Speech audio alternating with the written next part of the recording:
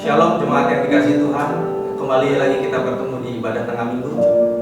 Sebelum mendengarkan renungan firman Tuhan, mari kita mempersiapkan diri kita, mempersiapkan hati kita untuk bersama-sama dengan memuji Tuhan.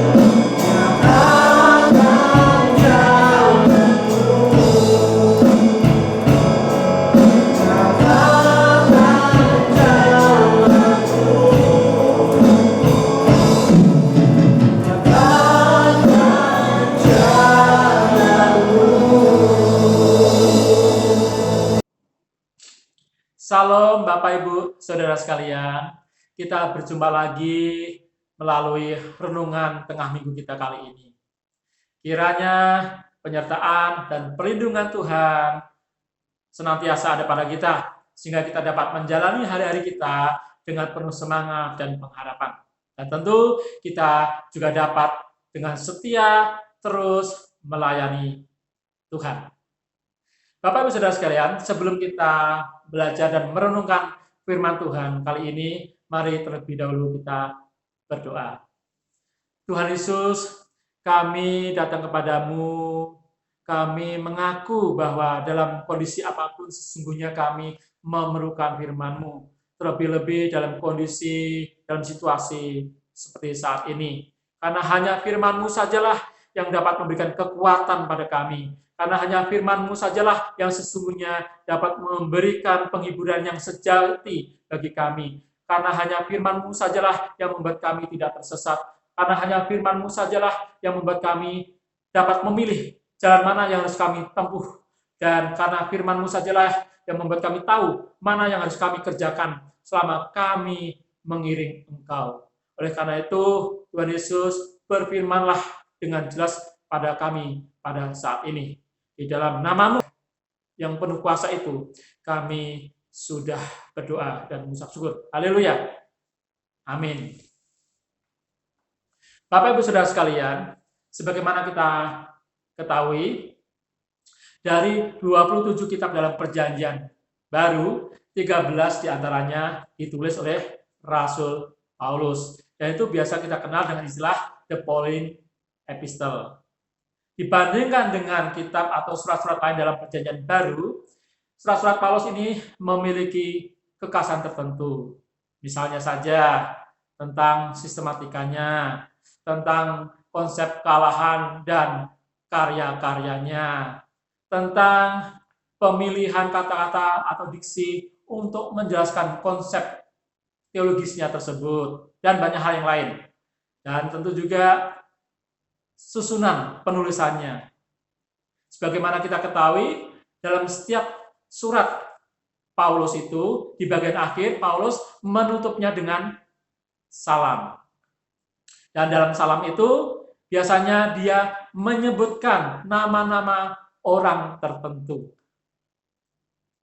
Nah, ini apa maksudnya Paulus menulis demikian? Apa tujuannya? Untuk menjawab pertanyaan itu, lebih baik kita langsung membuka salah satu surat Paulus, yaitu suratnya kepada jemaat Roma. Dalam Roma bab 16. Ayat dalam Roma bab 16 ini cukup panjang. Oleh karena itu saya berharap Bapak Ibu Saudara sekalian membacanya lebih lanjut setelah ini. Saya kali ini membantu meringkaskannya saja. Jadi Bapak Ibu Saudara sekalian, jika kita perhatikan dalam bab 16 ini ada 39 nama yang disebut Paulus secara pribadi. Mari kita telisik. Dari ke-39 nama itu, 31-nya ada di jemaat Roma. Dan 8-nya ada di Korintus. Mengapa? Karena saat Paulus menulis surat Roma ini, dia ada di Korintus. Yang menulisnya di Korintus, tepatnya di rumahnya Gaius yang memberikan tumpangan kepada dia pada saat itu. Dari ke-39 nama-nama ini, itu ada 10 wanita dan 29 pria. Lebih lanjut lagi, ada 5 sampai 7 nama kaum klerus atau kaum klergi atau rohaniwan atau orang yang ditahbiskan. Dan sisanya 30 sekian itu adalah kaum laity atau kaum awam, orang biasa. Lalu juga ada disebut nama pasangan suami istri, yaitu Priscilla, Aquila. Ada juga nama orang kembar, yaitu Trifena dan Trifosa. Trifena itu artinya si cantik. Trifosa itu artinya si lembut. Jadi, jikalau suatu saat nanti Bapak Ibu Saudara sekalian dianugerahi oleh Tuhan putri kembar, kasih aja nama ini. Ada juga nama anak dan ibu, yaitu Rufus dan ibunya. Ada kakak adik, yaitu Nereus dan saudara perempuannya. Dari ke-39 nama yang disebut oleh Paulus itu, ada orang yang intelek, ada orang yang biasa, ada orang kaya, ada orang biasa. Misalnya Erastus, dia orang yang intelek, orang yang kaya. Ya. Sementara Tertius itu adalah mantan budak. Jadi latar belakang orang-orang yang disebut oleh Paulus ini macam-macam. Ya. Dan kalau kita pelajari lebih lanjut, perhatikan lebih lanjut, kontribusi mereka pun juga macam-macam. Misalnya PB yang disebut pertama kali, itu disebutkan bahwa dia adalah seorang diaken. Dia fokus melayani kaum miskin. Dia melayani para misionaris, para penginjil seperti Paulus. Dan dia jugalah orang yang membawa surat yang ditulis oleh Paulus ini kepada jemaat Roma. Kebayang, kalau tidak ada PB, mungkin surat ini tidak akan sampai diterima oleh jemaat di Roma.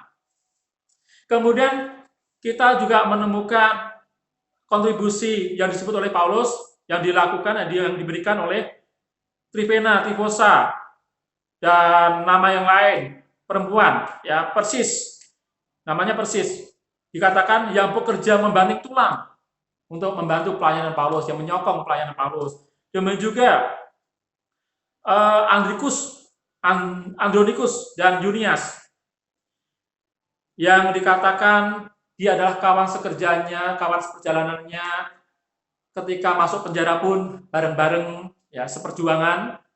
Kemudian lagi-lagi seorang wanita disebut oleh Paulus, yaitu Maria, yang dikatakan kontribusinya luar biasa, bekerja keras untuk mendukung pelayanan Paulus. Kemudian kontribusi suami istri Priscilla dan Aquila, yang dikatakan dalam ayat ini, yang mempertaruhkan nyawanya untuk Paulus. Luar biasa sekali. Ada lagi Tertius, yang tadi sempat saya sebutkan.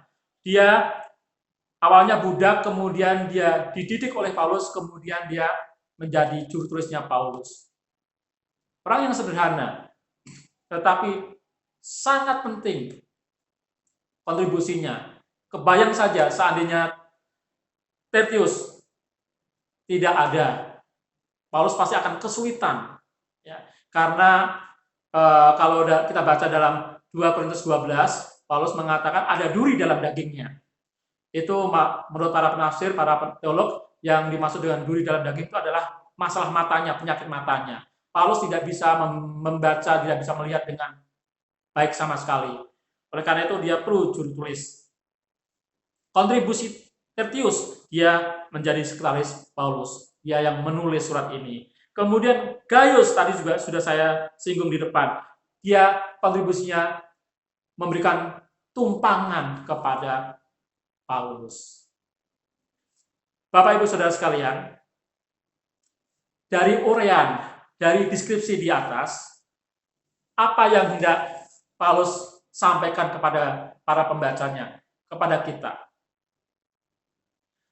Paulus hendak mengatakan bahwa dia berhasil dalam pelayanan, dia dapat menjalankan pelayanannya, misinya, baik itu dalam perjalanan misi yang pertama, tahun 46, perjalanan misinya yang kedua tahun 49, perjalanan misinya tahun 53, dia berhasil menginjil di mana-mana, memenangkan banyak jiwa di mana-mana, dia banyak membangun jemaat, membuka jemaat di mana-mana. Itu bukan karena Paulus sendiri, tetapi dia berhasil seperti itu oleh karena kontribusi teman-temannya seperti yang dia sebut tadi. Oleh karena itulah teman-temannya tadi dia sebut sebagai kawan sekerja, sunergos. Dari kata ini kemudian muncul kata sinergi, bekerja sama. Bapak, Ibu, Saudara sekalian, memang dalam pelayanan itu tidak bisa dikerjakan sendiri. Supaya pelayanan berhasil, itu harus dikerjakan bersama-sama. Perlu kontribusi dari semua orang. GKNS bisa besar, bisa maju, bisa diberkati, bukan karena satu orang, bukan karena satu kelompok, tetapi harus melibatkan kita semua. Karena kita semua yang berkontribusi, karena kita semua mau bersinergi membangun pekerjaan Tuhan di GKNS ini. Yang kedua, yang hendak Paulus katakan kepada kita adalah, dari nama-nama tersebut, Paulus bukan hanya menulis nama, misalnya Priscilla dan Aquila, tidak, tetapi diteruskan dengan kontribusinya apa. Kemudian misalnya dia menulis PB, bukan berarti PB, salam kepada PB, tidak, tetapi dia menjelaskan, menjabarkan apa yang dilakukan oleh PB. Maksud saya adalah bahwa Paulus ingin memberikan peneguhan, memberikan apresiasi, memberikan penghargaan kepada rekan-rekan sekerjanya itu. Memang apresiasi penghargaan itu bukan tujuan mereka nggak minta. Tetapi dalam pelayanan, kita memang perlu saling memberikan apresiasi, pujian, penghargaan secara tulus. Itu yang membuat kita semangat. Itu yang membuat kita semakin saling diteguhkan. Yang ketiga yang hendak Paulus sampaikan kepada kita dengan dia menulis banyak nama dalam salamnya itu adalah, siapapun dia, jika dia memiliki hati, apapun latar belakangnya, dia pasti bisa melayani. Sekali lagi, ingat tadi latar belakang orang-orang yang dia sebut, kontribusinya apa saja, beda-beda, mereka melakukan dengan caranya masing-masing, dengan takarannya masing-masing, dengan kapasitas masing-masing, tetapi mereka semua melayani.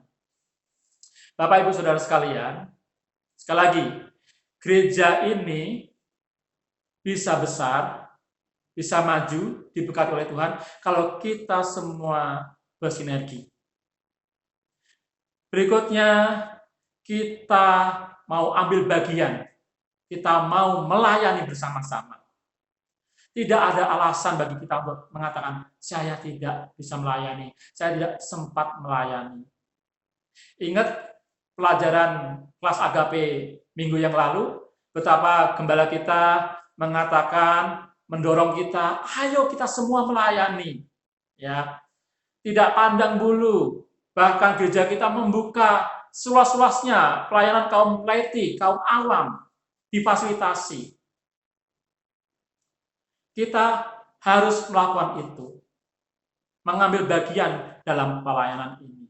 Sekali lagi, apapun latar belakang kita, apapun kemampuan kita, kalau kita punya hati, pasti bisa. Bapak, Ibu, Saudara sekalian, saya jadi teringat, apa sih arti melayani itu? Apa sih definisi melayani itu? Bapak, Ibu, Saudara sekalian bisa membuat 101 definisi tentang melayani ini. Tapi izinkan saya membuat pengertian yang sederhana. Apa itu melayani? Bagi saya melayani adalah segala sesuatu yang kita kerjakan dan itu kita tujukan untuk Tuhan, itu namanya melayani. Kita bisa mengerjakan dimanapun, dengan cara apapun, berapapun jumlahnya, apapun itu bentuknya. Yang penting kalau itu kita tujukan untuk Tuhan, itu namanya melayani.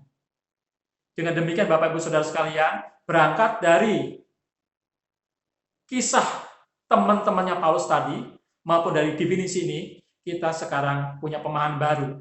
Tidak ada alasan untuk kita tidak mau terlibat dalam pelayanan. Apapun kita bisa lakukan. Terlebih dalam masa-masa seperti ini, kita lebih banyak di rumah, artinya kesempatan untuk melayani, intensitas kita untuk melayani semakin besar. Kesempatan-kesempatan semakin terbuka. Metode-metode baru untuk melayani semakin terbuka juga. Oleh karena itu Bapak Ibu Saudara sekalian, mumpung masih ada waktu, mumpung masih ada kesempatan, dan pelayanan itu gratis, mari kita melayani. Mari kita izinkan diri kita dipakai oleh Tuhan. Sehingga ketika nanti kita dipanggil oleh Tuhan, bukan nama kita saja yang tercatat, tetapi di belakang nama kita ada deskripsinya. Selamat. Selamat apa? Selamat yang rajin mengurus gereja. Selamat yang bermain musik. Selamat yang menjadi penyanyi. Selamat yang membanting tulang untuk gereja. Selamat yang memerhatikan orang kekurangan di gereja, dan sebagainya, dan sebagainya. Kiranya nama kita nanti tercatat seperti itu. Bukan hanya nama kita tok, tapi ada deskripsinya. Dan yang kedua, tentu dengan kita semua mau ambil bagian dalam pelayanan, kita akan melihat bahwa gereja ini akan semakin diberkati, semakin berkembang, dan akan juga semakin menjadi berkat bagi banyak orang. Nama Tuhan dimuliakan. Kiranya renungan tengah minggu kita kali ini menyemangati kita, membuat kita semakin termotivasi dan memiliki pemahaman yang baru. Apa yang kita kerjakan tidak akan hilang. Tuhan akan perhitungkan sebagai kebenaran, dan itu akan bernilai kekal. Tuhan memberkati. Mari kita berdoa. Tuhan Yesus, terima kasih. Adalah sebuah hak istimewa dan penghargaan, penghormatan bagi kami. Jika kami dalam masa hidup kami ini, kami Tuhan pilih menjadi rekan sekerja Tuhan, kawan sekerjamu, untuk kami mengerjakan apa yang dapat kami kerjakan sesuai dengan kapasitas kami masing-masing. Tetapi yang penting adalah ketulusan dan motivasi kami yang kami tujukan kepada Engkau. Setelah kami merenungkan dan mempelajari firman-Mu pada saat ini Tuhan, kiranya kami semua diubahkan dan kami memiliki komitmen yang baru. Berkati kami semuanya Tuhan. Kiranya kami belajar untuk bisa melihat hal-hal yang lain, tidak sibuk hanya melihat diri kami sendiri, kesibukan kami sendiri, masalah kami sendiri. Terima kasih Tuhan, tapi kami boleh melihat hal-hal yang lain, dan itu akan membuat kami sukacita dan lebih semangat lagi. Terpujilah nama-Mu Tuhan. Sekali lagi berkatilah gereja GKN AKBP, berkatilah jemaat yang ada di dalamnya dalam setiap pergumulan dan perjuangan mereka, serta komitmen mereka.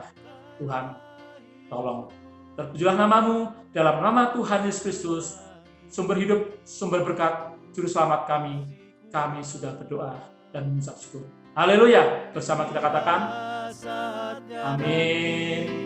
Tuhan berkati. Berdaya lagi, hidup ini sudah jadi berkat. Oh Tuhan, pakailah hidupku selagi aku masih kuat. Bila saatnya nanti ku tak berdaya lagi, hidup ini sudah jadi berkat. Hidup ini sudah jadi berkat.